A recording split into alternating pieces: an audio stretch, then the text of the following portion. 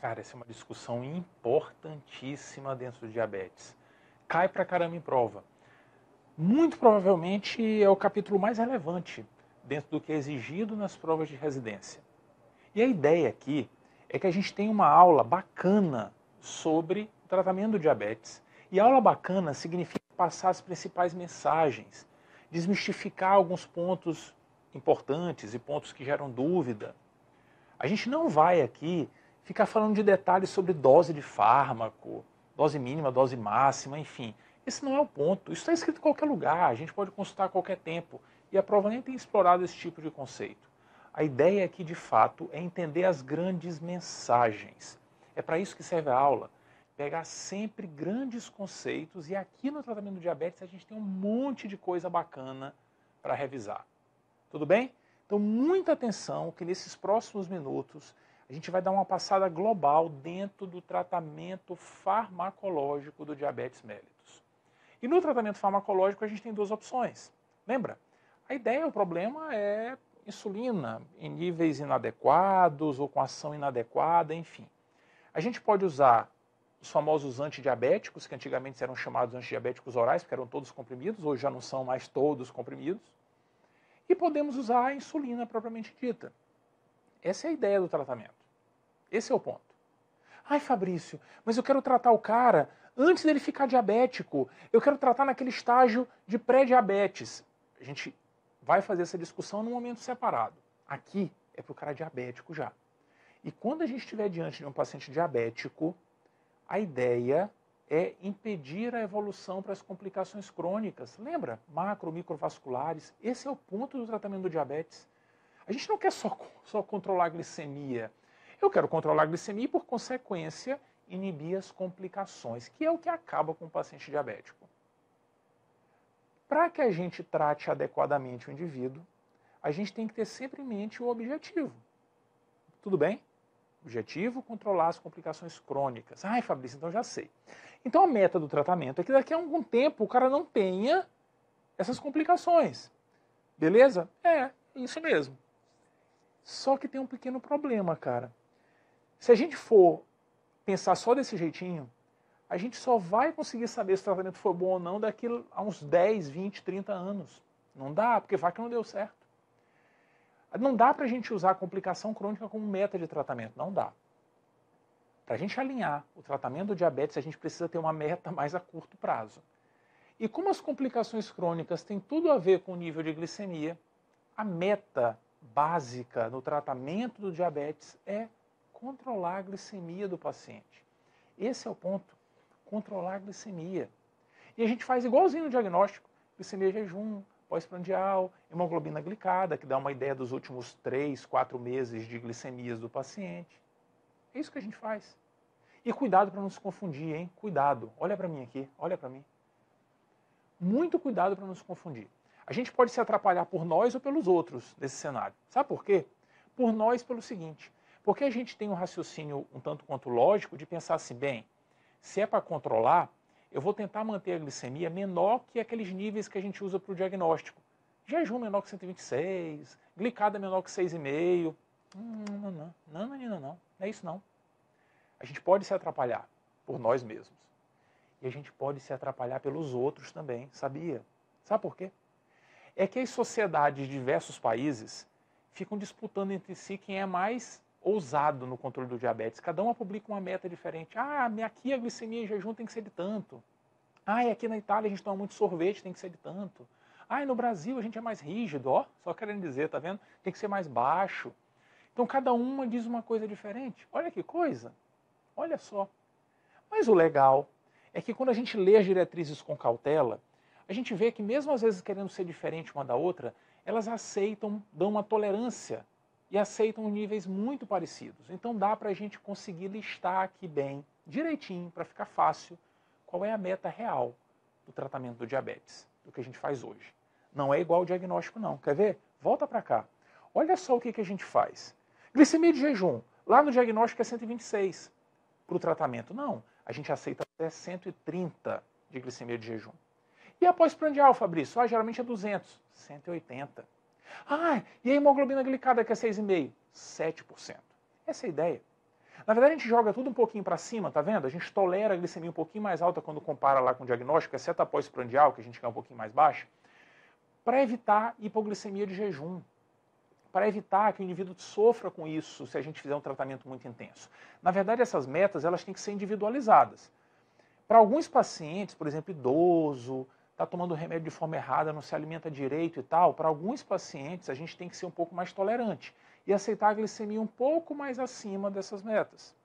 Para outros, um jovem que vai ter diabetes o resto da vida dele, a gente tem que ser mais agressivo às vezes e tolerar, aceitar níveis até mais baixos de controle glicêmico. Mas a ideia geral é isso daqui.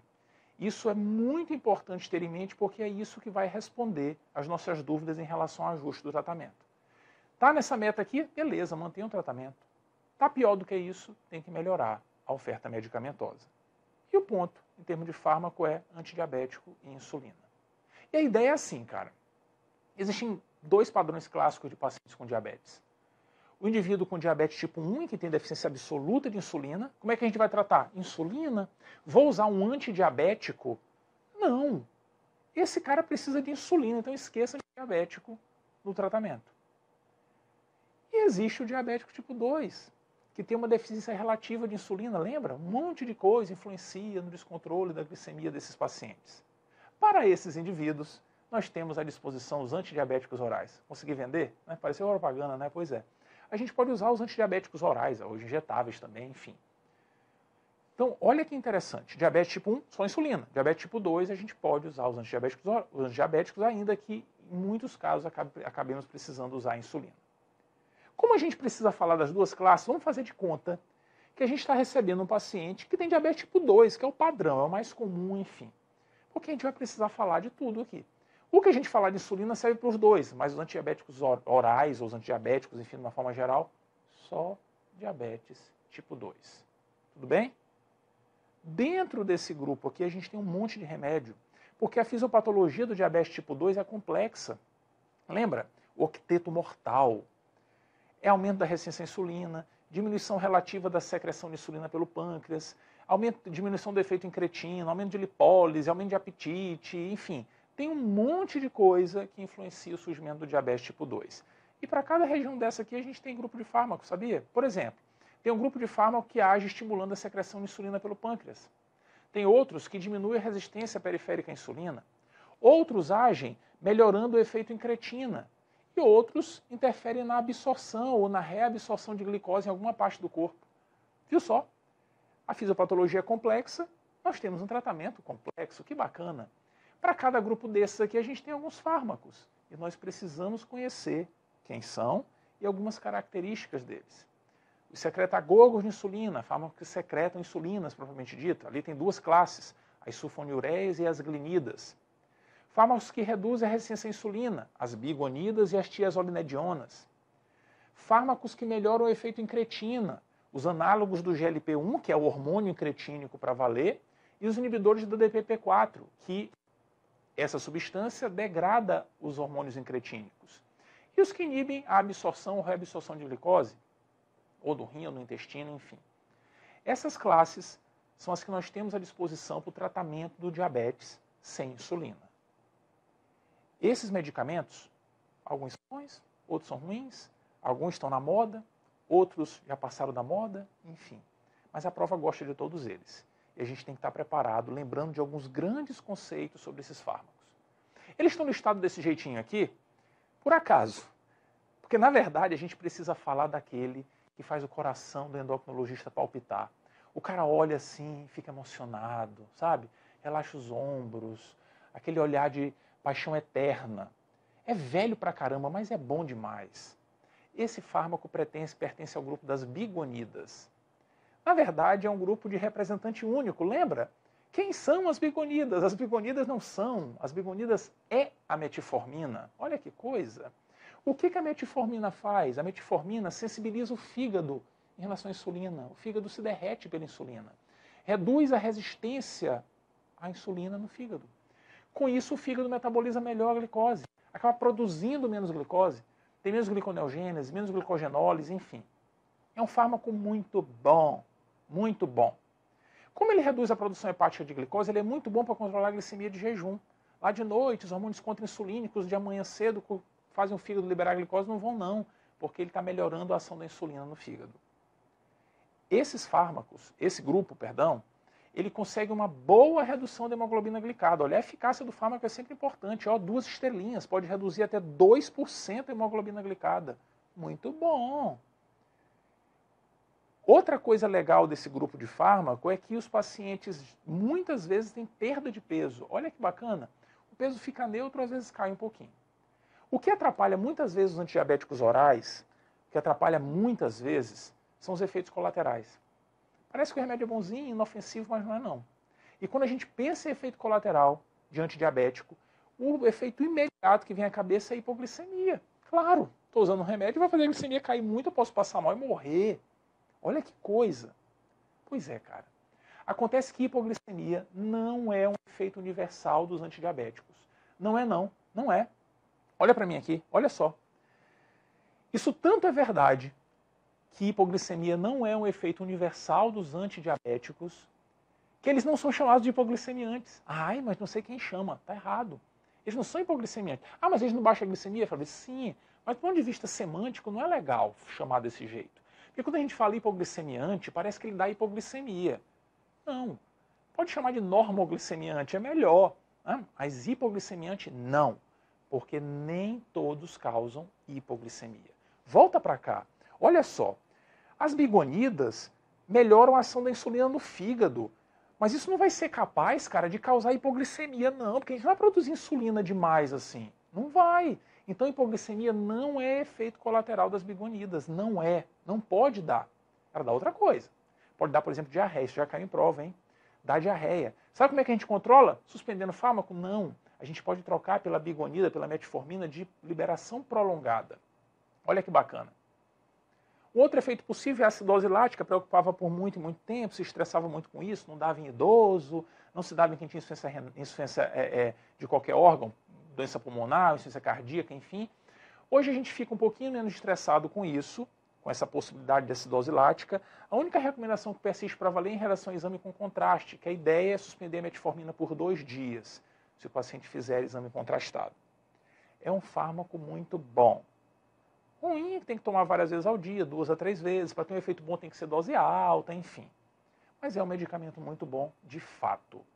Panela velha e faz uma comida que é uma belezinha. Então, habitualmente, a gente vai utilizar a metformina. Ai, Fabrício, por que a gente não usa o fármaco que é do mesmo grupo, que tem o mesmo efeito? Vai, reduz a resistência à insulina e tal, e é mais novo. Eu gosto tanto de remédio novo. Pois é, a gente não usa tanto as tiazolinedionas, porque a gente se preocupa um pouquinho com elas, sabe?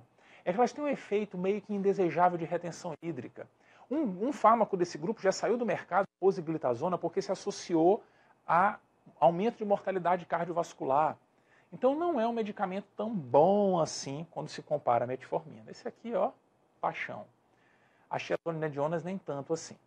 Isso acontece, essa coisa de retenção hídrica, porque elas têm um efeito interessante. Esses fármacos, eles reduzem a resistência à insulina na periferia, no músculo esquelético, sabe? Isso acaba trazendo um efeito interessante nos adipócitos. O paciente perde um pouco de gordura visceral, mas ele acumula um pouco de gordura no subcutâneo. Eles acabam ganhando um pouquinho de peso porque retém um pouco de líquido. Tudo no adipócito, tudo no adipócito. E essa retenção hídrica pode não ser legal para o coração. Então é um fármaco que a gente não tem usado mais que a metformina. Sacou? Ó, isso aqui, paixão, cara. Metformina é um fármaco muito utilizado no tratamento do diabetes. Muito mesmo. Por isso que a gente começou falando dele. Tudo bem? Voltando lá, a gente já falamos um pouquinho dos que reduzem a resistência à insulina. A gente pode agora escolher o critério que quiser aqui para falar do próximo. Pode ser preço, pode ser ordem alfabética, enfim. Mas como a aula é curta, como a gente tem muita coisa para estudar, vamos falar de coisa importante, né? Falar de coisa que é boa, coisa que é boa. E muita coisa mudou no tratamento do diabetes medicamentoso quando se descobriu o efeito incretina. Cara, os incretinomiméticos são tudo que há no tratamento de diabetes, sabe? O remédio é bom pra caramba. Lembra o que é isso?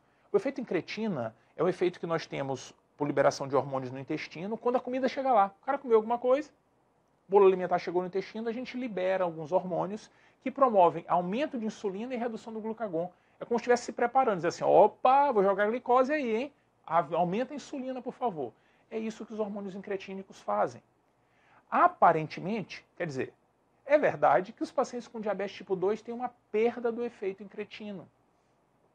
Se a gente conseguir melhorar isso, talvez melhore a glicemia. Se estudou e caramba, é verdade mesmo.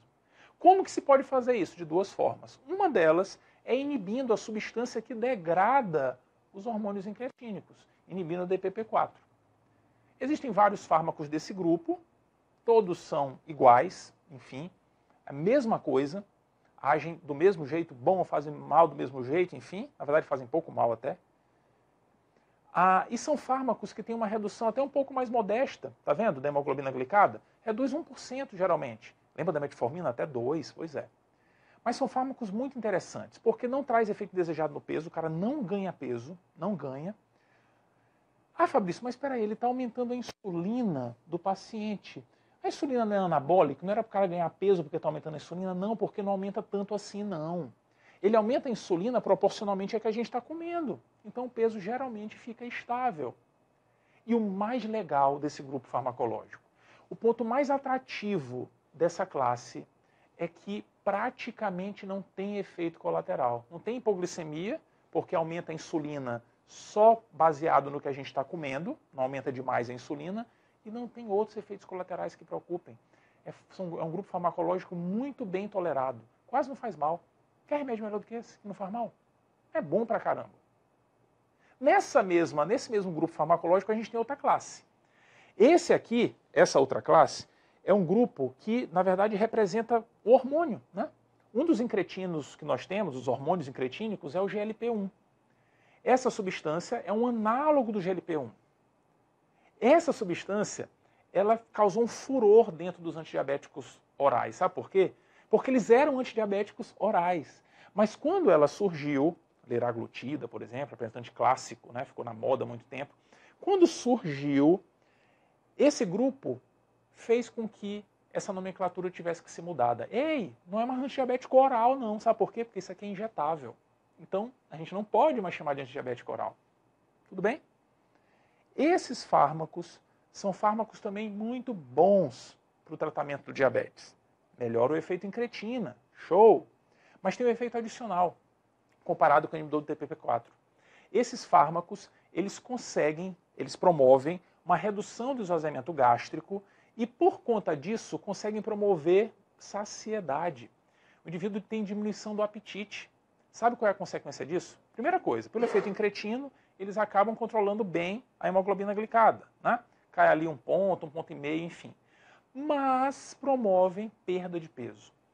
É o grupo farmacológico que mais faz o indivíduo perder peso no tratamento de diabetes. Tanto que teve muita gente que ficou usando isso daqui para perder peso, mesmo sem ter diabetes. Lembra? A liraglutida. Tudo bem? Muita atenção com esse grupo farmacológico, porque são tratamentos de excelência no diabetes mellitus. E efeitos adversos? Aqui tem um pouquinho mais do que comparar os inibidores do DPP-4, principalmente por essa questão de lentificar o esvaziamento gástrico. Pode promover náuseas, enfim. Mas, de uma forma geral, são fármacos bem tolerados. Bem tolerados. Tudo bem? Então, falamos da metformina, paixão, falamos dos fármacos de excelência e tem que continuar nessa tocada, né? Tem que continuar nisso. É importantíssimo a gente observar o que está na moda. E o que está na moda é bom. É bom. O fármaco mais recentemente incorporado no tratamento do diabetes mellitus é um fármaco que interfere na absorção de glicose, mas é uma coisa interessante. Não é só a absorção, é a reabsorção, na verdade. São os inibidores da SGLT2. Eita, Fabrício, mas que sigla, eu vou esquecer disso. Vai não. Sabe por quê? Porque ela inibe, na verdade, um cotransportador de sódio-glicose do tipo 2, lá no túbulo renal. Então é o sódio, S, glicose, GL, tipo o T2. O que essa substância faz é impedir que o indivíduo reabsorva a glicose lá no rim. E aí o cara excreta mais glicose. Junto com a glicose vai sódio. Aumenta a natriurese e aumenta a glicosúria. Com isso, acaba promovendo um benefício no controle glicêmico. Olha só. Cai a hemoglobina glicada até 1 ponto. O indivíduo pode ter perda de peso com o uso desse fármaco. E são fármacos bons, relativamente seguros. Causa hipoglicemia? Não aumenta a insulina além do que deve. Não. O que pode fazer são outras coisas, meio chatinhas, esquisitas. Por exemplo, a mulher pode ter infecções por cândida recorrente, por conta da glicose lá na urina. Na fase inicial do tratamento, os indivíduos podem ter redução da taxa de filtração glomerular, ainda que de uma forma geral, esse fármaco pareça retardar a evolução para lesão renal. O paciente demora a ter doença renal, mas no comecinho pode até ter um pouquinho de redução da taxa de filtração glomerular, que é algo geralmente transitório. Esse é um grupo farmacológico que tem sido a grande vedete atual no tratamento do diabetes mellitus. Tudo bem? Então, muita atenção com os inibidores do cotransportador de sódio S-glicose GL tipo T2. Beleza? É um tipo padrão de tratamento, padrão farmacológico que está lá na primeira linha para tratar o diabetes. Show? Sobraram alguns aqui, cara, que muito provavelmente não devem ser bons não, não são meus não. Ficou por fim é porque não presta. E não é bom mesmo não. Não, não é. Não é. E para falar de coisa ruim, vamos falar do mais velho primeiro. Os fármacos idealizados inicialmente no tratamento do diabetes foram aqueles que secretam insulina. A pessoa assim, peraí, o cara não tem insulina, eu vou dar um remédio para dar uma chicotada no pâncreas e liberar a insulina. Quem faz isso são os famosos secretagogos de insulina. E a gente tem dois grupos. As sulfonilureias, que são as mais antigas, e as glinidas, que são mais novas. Ruins do mesmo jeito. Ruins. E por que esses remédios não são legais? Por que eles não são legais? Agem do mesmo jeito, estimulando a secreção de insulina pelo pâncreas. Do mesmo jeito. Glibenclamida, clopropramida, repaglinida, enfim. Por que não é legal? Porque, cara, o paciente com diabetes tipo 2, ele, ainda que a gente lembre que tem um pouquinho de insulina, ele perde a massa de células beta com o tempo. A cada ano que passa, ele está perdendo célula beta, está perdendo. Cada chicotada que a gente der no pâncreas, ele perde mais.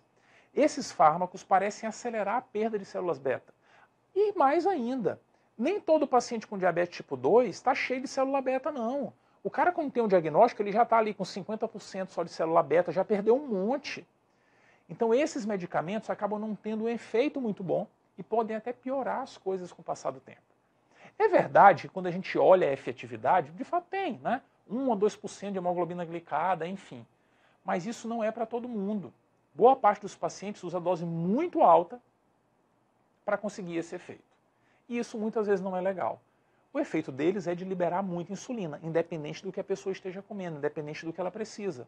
Libera muita insulina. Resultado, ó, ganha peso. Ganha peso. Efeito básico da insulina em excesso.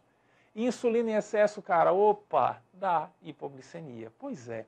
Esses fármacos, principalmente as sulfonilureias, são velhas pra caramba. Davam e dão muita hipoglicemia. Dão muita hipoglicemia. Por isso que esse grupo farmacológico dos antidiabéticos era chamado de hipoglicemiante no começo. Era o que mais se usava, sulfonilureia. Até hoje a gente usa pra caramba. Tudo bem? Ai, Fabrício, então são ruins, né? Poxa, a gente usa tanto, principalmente as sulfonilureias. Pois é, cara, é ruim. A gente usa porque é o que tem no SUS. É o que tem. Então a gente acaba usando. Mas se pudesse, não usaria, não. Beleza? Sulfonilureia está lá à nossa disposição. E as glinidas? Cara, pode enterrar, caixão e vela preta. Não se tem mais usado glinida. Não se tem mais utilizado. Tudo bem? A gente tem outros fármacos que têm um benefício maior do que as glinidas. Show?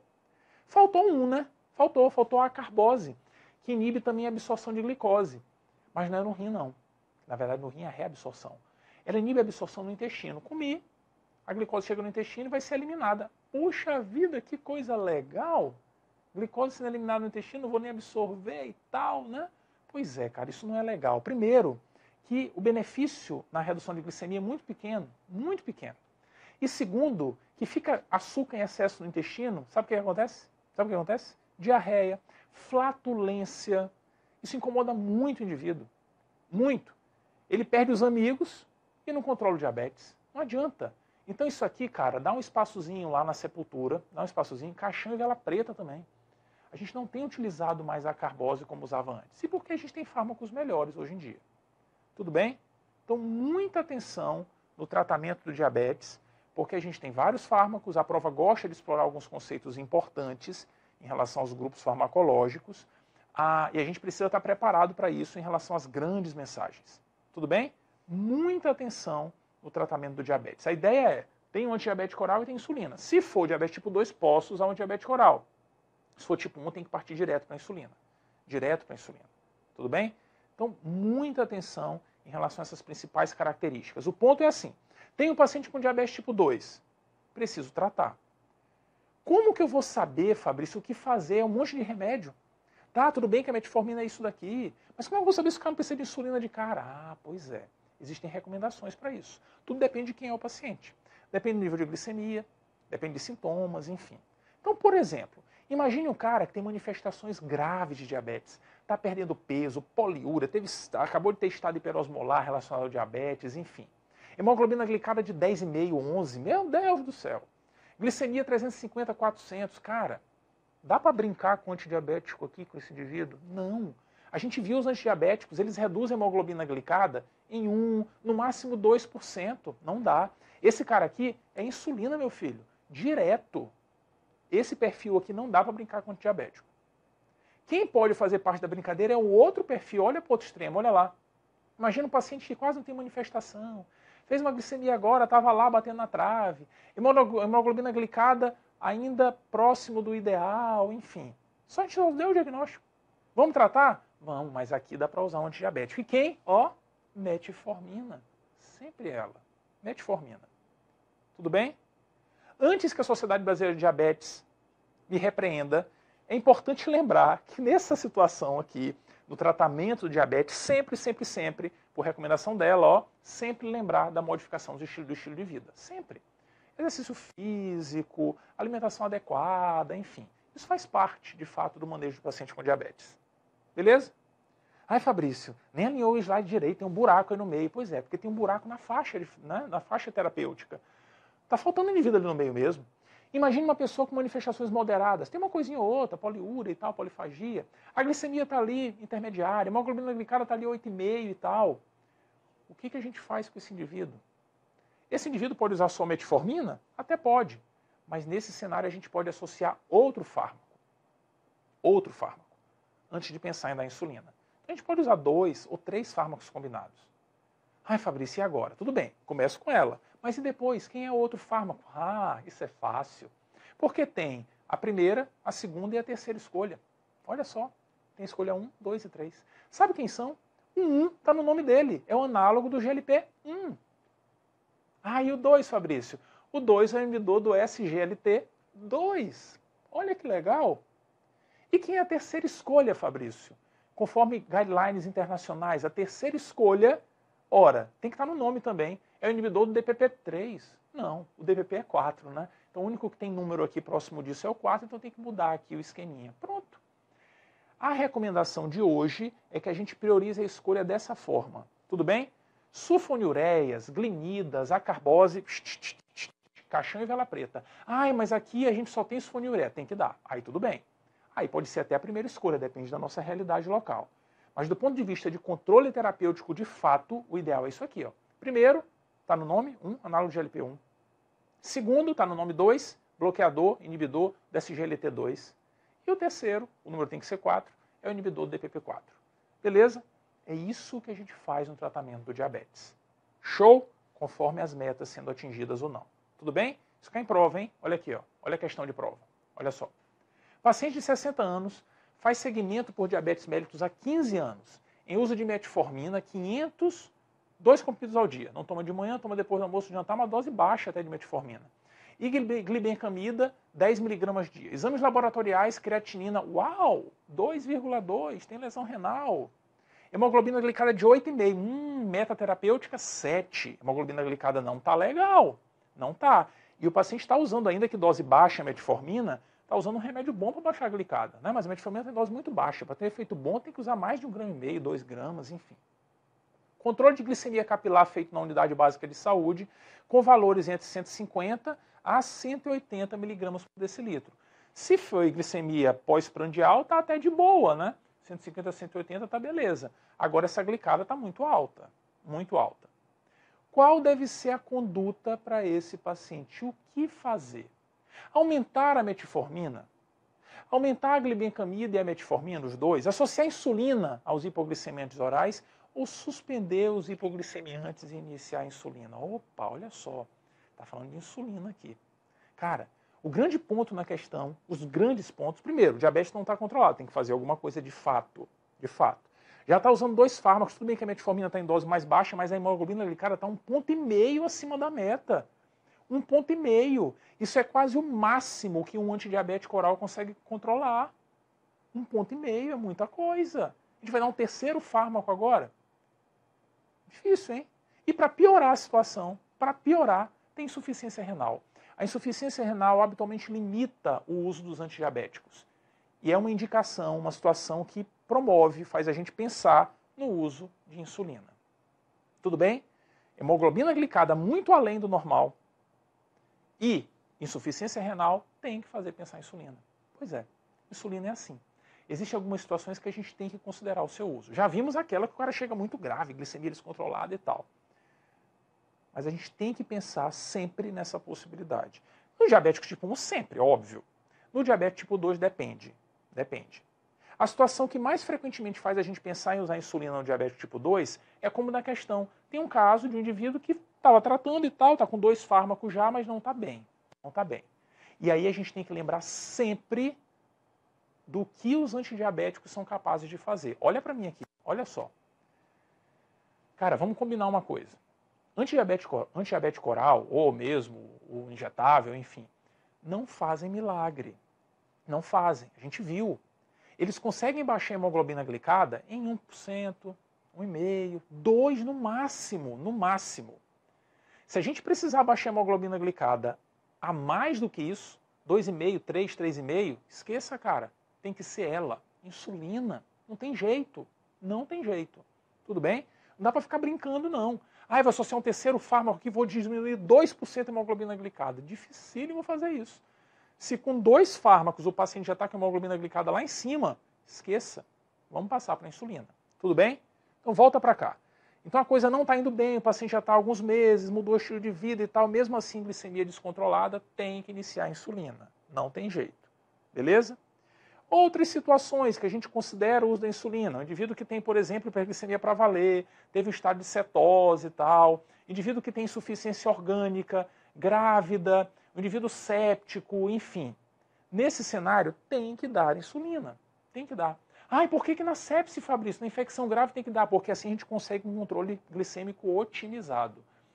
A farmacodinâmica dos antidiabéticos fica completamente alterada, a glicemia oscila muito, então tem que usar insulina. Tudo bem? Então, muita atenção para as necessidades de uso rotineiro de insulina. Show? Diabetes tipo 1 sempre, diabetes tipo 2 depende. É muito grave no começo? Beleza. Estava tratando, não era nem tão grave, mas ficou grave agora? Também tem que usar. Show? Muito bom? A ideia, usando insulina, é a gente dar aquilo que o cara não tem.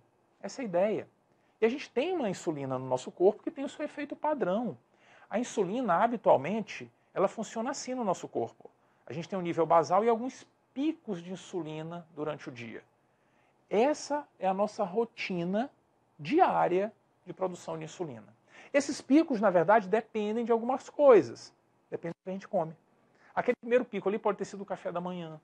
O segundo pico foi o almoço. E o terceiro, mais delicioso ainda, o jantar. Conforme a refeição, a gente vai ter picos de insulina. A ideia, no indivíduo que não tenha insulina, é que a gente faça isso daqui. Que a gente use um fármaco que consiga manter o nível basal de insulina com os picos conforme a refeição. Infelizmente, esse fármaco único que faça isso não existe. Ou um dispositivo. Ele até existe em nível experimental, um local ou outro tem sido utilizado, mas na prática não. A gente não tem isso. Esse é certamente o maior progresso que a gente vai ter no tratamento do diabetes. No dia a dia, a gente acaba tendo algumas insulinas, padrões de insulina, que quando a gente associa, a gente consegue ter esse tipo de gráfico. A gente tem que associar uma com outra. Uma que faz pico e outra que cobre a insulinemia basal. Essa é a ideia do tratamento. Fazer um nível basal e permitir alguns picos de insulina. É isso que a gente faz. Ponto final. Muita atenção, porque agora o bicho vai pegar. A gente não vai perder a questão mais emblemática de prova relacionada ao diabetes. Não vai. Que é a questão que discute as insulinas. Elas irão aparecer aqui. E elas muito provavelmente irão aparecer na prova. Talvez com o mesmo gráfico que nós veremos aqui, como já aconteceu repetidas vezes. Esse é um gráfico que vai mostrar a ação da insulina, quando começa, quando tem um pico, quando termina, enfim, de acordo com as horas. E é assim, cara. A gente tem insulinas que agem muito rápido e umas que ficam agindo por muito tempo, sabe? Muito tempo. E a gente precisa lembrar a progressão do tempo. É isso que a gente precisa. Não precisa gravar a hora específica, não. Não precisa não. Vai comigo, olha só. Existem insulinas que têm ação ultra rápida. Mas muito rápida. Muito. São 3 nesse grupo. A insulina asparte, a lispro e a glulisina. Essas insulinas são insulinas perfeitas para fazer aquele pico de insulina que a gente tem nas refeições. Tudo bem? Elas foram introduzidas no mercado das insulinas mais recentemente, porque antes delas, a gente não tinha as ultra rápidas, né? A gente tinha a rápida. A rápida é a regular. É uma insulina que a gente usa muito, principalmente nos hospitais, enfim. Percebeu a diferença das duas? A ultra rápida começa a agir quase que imediatamente. Tem um pico ali dentro de 1 hora. E com 2 horas quase já foi embora o efeito dela. Já a regular não. A regular começa a agir um pouquinho para frente, 1 hora mais ou menos, atinge o pico lá beirando as 2 horas e com 4, 6 horas o efeito já foi embora. Essas duas são utilizadas para promover aquele pico de insulina nas refeições. Tudo bem? Insulina rápida e ultra rápida. Tirando essas aqui, o resto é para insulinemia basal. A mais rápida que a gente tem para insulinemia basal é a mais velha, que é a insulina NPH. Muito e muito utilizada, barata, por isso a gente usa pra caramba ainda. Observe que ela é boa para insulinemia basal, mas ela não dura o dia todo, não. O efeito dela acaba ali com 8, estourando 10 horas, enfim. Ela vai aquém dos níveis de insulinemia basal. Observe que o pico também demora um pouquinho, né? Ali 4 horas, 5 horas mais ou menos. Essa insulina que a gente usa muito, ela tem que ser usada várias vezes durante o dia, geralmente 2 vezes, para poder cobrir o dia inteiro. Beleza? Mais recentemente, a gente começou a ter as insulinas lentas. E aí são 2, a Detemir e a Glargina. Agem muito parecido, a Glargina um pouquinho mais do que a Detemir, enfim. Mas costumam cobrir o dia inteiro. E aí o paciente pode usar uma vez só durante o dia a insulina. Olha que legal. Facilita, tem uma comodidade posológica, é menos picada durante o dia. E mais recentemente ainda, a gente tem a ultra, mega, hiper lenta. Demora pra caramba. Ai, passou por mim até. Demora muito. É a insulina degludeca. Passa mais de um dia de ação, 2 dias, enfim. Tudo bem? Muita atenção com esse gráfico das insulinas. Muita atenção, porque isso aparece pra caramba em prova. Aparece. Eu não minto, não. Olha aí, ó. São tipos de insulina com características de ação, pico e duração de efeito muito similares. Quem? Letra A. Lispro, asparte, glulisina. Ah, as ultra rápidas. Olha, pode marcar para não perder. Cara, a prova do SUS de São Paulo adora essa pergunta. Glargina, não, lenta. Degludeca, beleza, asparte rápida. Glargina, lenta. Determir, lenta. Glulisina, rápida. Degludeca, lenta. Determir, lenta. Asparte, rápida. Lispro, rápida. Degludeca, lenta, já acabou. Fácil, cara. Moleza. Não pode perder esse tipo de questão. Tudo bem? Então, muita atenção com a dinâmica das insulinas. Show? Por que a gente precisa saber disso, Fabrício? Porque o tratamento do diabetes, muitas vezes, vai usar insulina. Diabetes tipo 1 sempre. No tipo 2 a gente já viu que se o cara for grave, não estiver evoluindo bem, né? Antes estava com metformina, depois associei um fármaco, posso chegar lá na insulina. Ah, Fabrício, eu começo assim, o paciente chega e fala assim, ei senhor, você vai começar a insulina agora, são várias picadas e tal. Não, a gente faz a coisa meio que devagar, na maioria das vezes. Existem casos que a gente começa com insulina e deixa só ela mesmo, mas em algumas situações, geralmente a gente muda esse esqueminha e começa a insulina com outro fármaco. Por exemplo, com metformina, com outro antidiabético, que o paciente já utilizava. Isso é uma das possibilidades no tratamento, a insulinização parcial. E muitas vezes é o ponto de partida do início de insulina no tratamento do diabetes mellitus tipo 2. No tipo 1 não, sempre é só insulina. Mas aqui no tipo 2 a gente pode às vezes começar o tratamento insulina mais antidiabético oral. E aí o que a gente faz? Volta para aquele gráfico, né? O gráfico que mostra o esquema de insulinização habitual. Picos com a refeição e o padrão do indivíduo basal. A ideia, quando a gente começa a insulina, é dar uma dose de insulina, a ideia mais aplicada no dia a dia, uma dose de insulina à noite. Geralmente uma insulina lenta, que a gente aplica à noite, ela vai ter a ação durante toda a madrugada e vai proteger o indivíduo de manhã também de ter aumento de níveis glicêmicos matinais. Durante o dia, deixa com os antidiabéticos orais. Por que essa insulina é legal? Porque à noite, ainda que a gente não coma nada, enfim, durante a noite, a gente começa a estimular a liberação dos hormônios contra-insulínicos, para fazer a gente acordar legalzão. Eles fazem com que a gente acorde com níveis glicêmicos mais elevados. A gente libera GH, cortisol, glucagon, enfim. De forma que de manhã cedo a glicemia costuma ficar mais elevada. Então essa dosezinha de insulina faz com que o indivíduo não acorde com a glicemia tão alta assim de manhã. E já entrega para o antidiabético oral um nível mais baixo de glicemia, sacou? Antes o cara estava acordando com a glicemia de 250, 300. Começou a usar a insulina na hora de dormir, ele acorda e entrega para o antidiabético oral uma glicemia de 150, 140, enfim. E fala assim, toma aí meu filho, agora você vai trabalhar com facilidade. E acaba controlando muitas vezes o diabetes do indivíduo. Tudo bem? Essa insulina dada à noite é chamada de insulina ao dormir, insulina bedtime, insulina da cama, na hora da cama. Beleza? Esse é um esquema muito tratamento do diabetes, muito utilizado. Tudo bem? Mas às vezes não dá para fazer isso não. Às vezes mesmo assim não controla, e quando não controla a gente tem que insulinizar para valer mesmo o paciente. Tira o antidiabético oral e usa insulina para cobrir todo o período basal e a gente vai ter que utilizar a insulina nas refeições, por efeito rápido, ultra rápido, enfim. E aí tem vários esquemas, por exemplo, NPH 2 vezes ao dia e antes das refeições o indivíduo usa insulina rápida, Lispro, Asparte, enfim. Uma outra opção é usar uma insulina ultra lenta. Ele aplica uma vez só ao dia e vai dar efeito durante todo o dia, de insulina basal. E ele aplica antes das refeições a insulina rápida. Tudo bem? Então essas são alternativas que a gente tem para iniciar, para ajustar o tratamento dos pacientes com diabetes. A escolha do padrão de insulina vai depender de qual esquema a gente selecionar para utilizar. Bedtime, insulina lenta ou ultralenta. Se for com insulinização completa, rápida ou regular para os picos, ultra rápida ou regular, perdão, e lenta ou ultralenta para manter os níveis basais. Ah, Fabrício, mas como que a gente faz isso? A gente não vai discutir dose aqui, mas para ter uma ideia, o ponto é assim, ó. Geralmente o esquema, a dose de insulina a gente seleciona 0,3 a 0,6 unidades por quilo dia e divide essa dose, essa continha aqui, divide parte para insulina basal, parte para insulina rápida. Pode ser meio a meio, meio para basal, meio para rápida. Ou pode ser 70% para basal, 30% para rápida, enfim.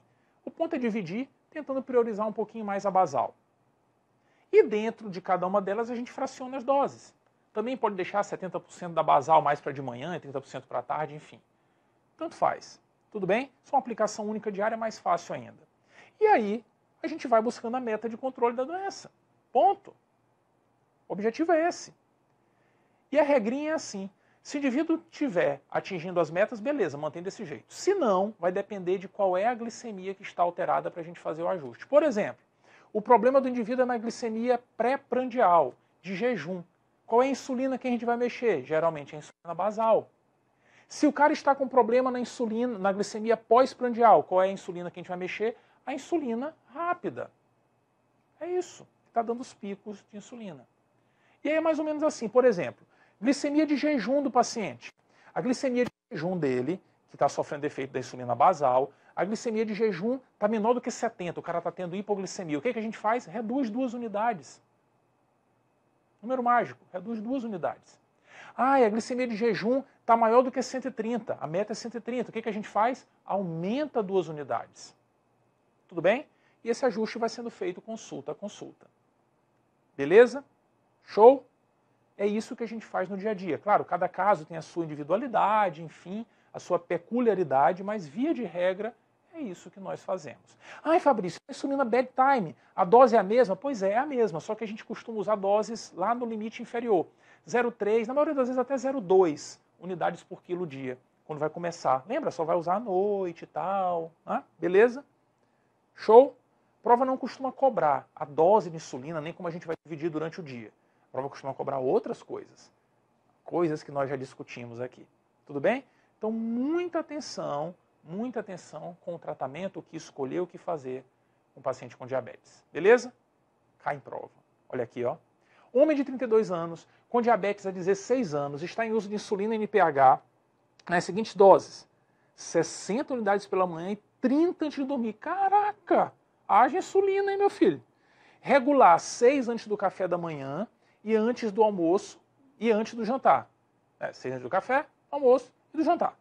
Beleza? Tá bem mal distribuído esse esquema, né? Tem 90 de insulina basal e 18 só de insulina rápida, né? Podia dar uma otimizada, talvez, nisso daqui. Vamos ver como é que está o controle glicêmico. Esse paciente sempre esteve muito bem, porém, nos últimos dias, as medidas de HGT, glicemia capilar, estão entre jejum, 259, caramba, 265, ó, meta, menor que 130, olha como é que tá, é o dobro. Após o café, 203, 204, de boa. Após o almoço, peraí, tem muito número aqui. Simplificar, é isso aqui, ó. É isso que estava lá na questão. Jejum tá lá em cima, café. Hora antes do almoço, tá, 138,9, dá para aceitar. Após o almoço, menor que 180. Antes do jantar, menor que 130. Após o jantar, 97 a 100. Tá menor que 180, que é a meta. Bem, toda vez que nos for apresentado um esquema de glicemias de um paciente, a nossa preocupação é ver se a meta está sendo cumprida. Ponto. Então a gente tem que listar tudo e buscar onde está o problema, se é que ele existe. Quais as glicemias aqui que não estão dentro do adequado? Muito fácil identificar, são as glicemias de manhã cedo. A glicemia de jejum não está legal e a glicemia após o café também não está legal, não. Não está legal, ela poderia estar um pouco mais baixa. Mas provavelmente é porque o jejum já está integrando a glicemia alta, né?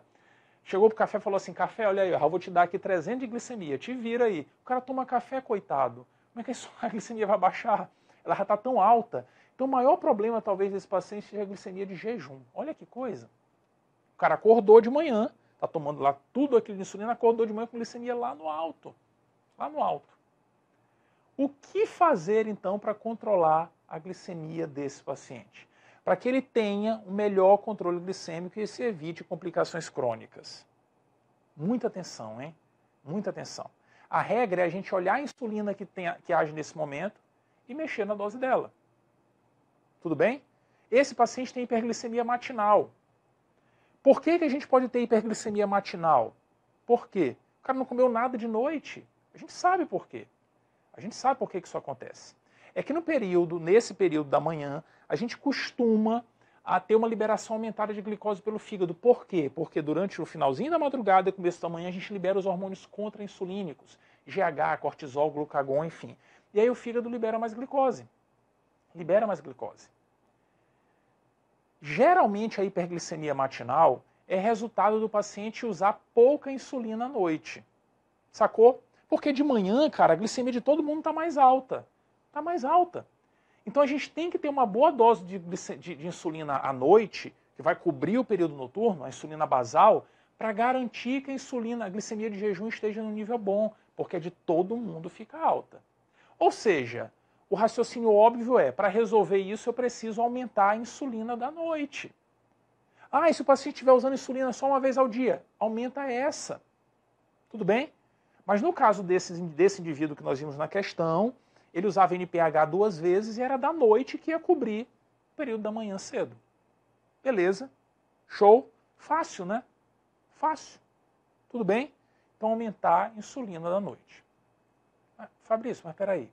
Eu estou pensando aqui umas coisas, um raciocínio meio maluco, eu não sei. Já tem muito tempo de aula, talvez eu não esteja conseguindo raciocinar bem, mas peraí. Não tem uma outra hipótese para isso, não? Por exemplo, imagine, vou escrever em algum lugar, vou escrever desse lado aqui.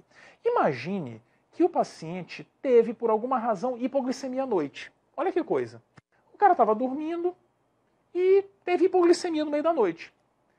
Como a glicemia foi baixando, ele liberou os hormônios contra-insulínicos para fazer a glicemia subir. E aí, os hormônios contra-insulínicos, por causa da hipoglicemia durante a noite, fizeram a glicemia dele subir.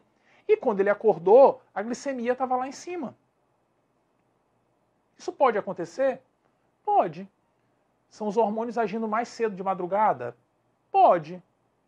Mas e daí? Pois é. O problema é que se o paciente estiver tendo hipoglicemia à noite, provavelmente quem está causando a hipoglicemia à noite é muita insulina que ele usa à noite. Sacou? O cara usa uma dose excessiva de insulina basal à noite. A glicemia dele cai, porque o efeito dela é lá com 4, 6 horas, né? Tá dormindo, a glicemia vai lá para baixo. Ele nem percebe que teve hipoglicemia, mas ele libera os hormônios contra-insulínicos para subir a glicemia. E aí, quando ele acordar de manhã, cara, a glicemia vai estar lá em cima. Esse cara também pode ter hiperglicemia matinal, isso é verdade. Como é que a gente trata esse cara aqui? Ah, aqui é o oposto. A gente tem que reduzir a insulina da noite. Meu Deus, e agora ferrou. De um lado eu tenho que aumentar a insulina da noite, do outro eu tenho que reduzir. Isso existe? Existe. Tanto existe. Essas duas situações que elas têm nome e são cobradas em prova. Lembra? Esse aqui, que é o padrão, é o chamado fenômeno do alvorecer, porque a gente acorda de manhã, contempla o horizonte com a glicemia mais alta. Esse daqui é o chamado efeito SOMOG. O efeito SOMOG é explicado por excesso de insulina à noite, fazendo o cara ter hipoglicemia noturna, e com isso, por ter hipoglicemia noturna, a glicemia de manhã dele vai lá para cima, porque ele conseguiu controlar com hormônios contra-insulínicos. A gente precisa saber onde é que o paciente está. Porque se for efeito SOMOG e a gente aumentar a insulina do cara da noite, ó, já era. Já era.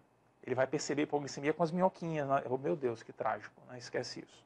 Enfim, como que a gente faz essa distinção? Como? Ora, aqui não acontece porque o cara tem hipoglicemia noturna. Vai lá no meio da noite, pega o dedinho dele, pique, dá uma picadinha. Fazer a glicemia capilar no meio da madrugada, cara. Se a glicemia capilar estiver baixa no meio da madrugada, é SOMOG. Se a glicemia capilar estiver alta, é fenômeno do alvorecer. Beleza, fácil, fácil. Então, sempre que tiver hiperglicemia matinal, tem que pensar nesses dois cenários. Tudo bem? E é isso que a questão exigia da gente. O cara tinha hiperglicemia matinal.